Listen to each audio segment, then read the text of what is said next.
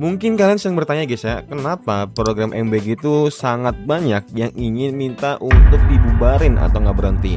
Kadang orang yang minta gini kebanyakan mereka itu para wali murid, para Gen Z, dan juga para remaja lah intinya kurang lebih.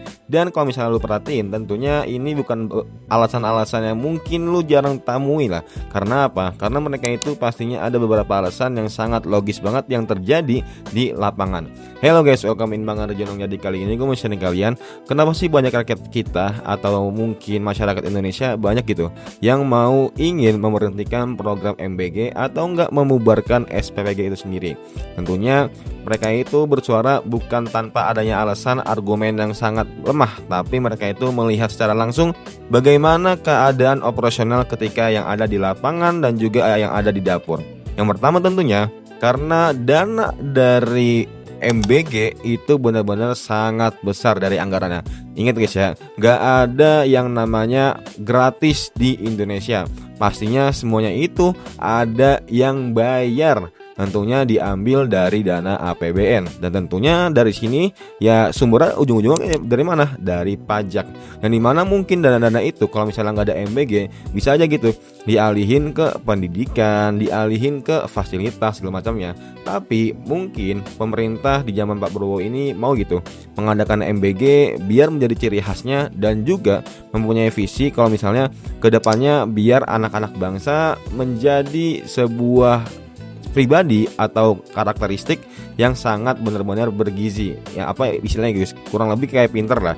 Tapi kalau misalnya kita lihat di lapangan, ya tahu sendirilah, banyak makanan yang di markup harganya, banyak makanan yang nggak sesuai dengan kualitasnya, dan yang paling penting tentunya banyak juga ya pasti yang intinya makanan-makanan yang udah nggak bergizi malah dipaksa gitu.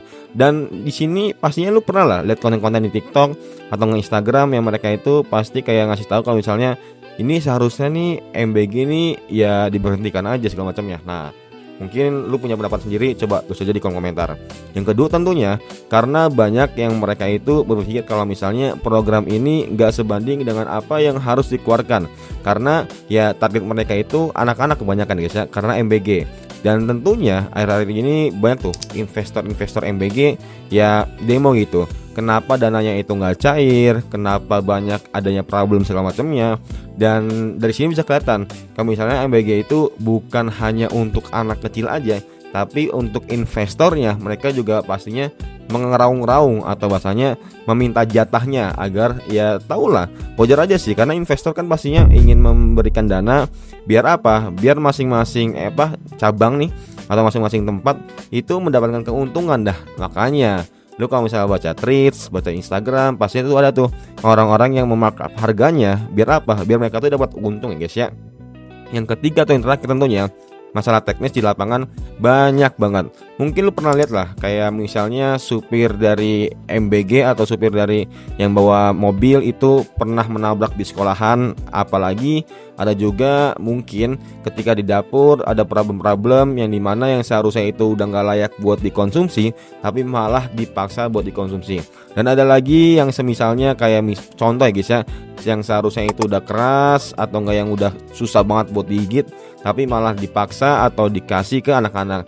Kalau misalnya lu lihat kayak kunjungan Pak Prabowo ke sekolahan itu bagus-bagus ya jelas lah.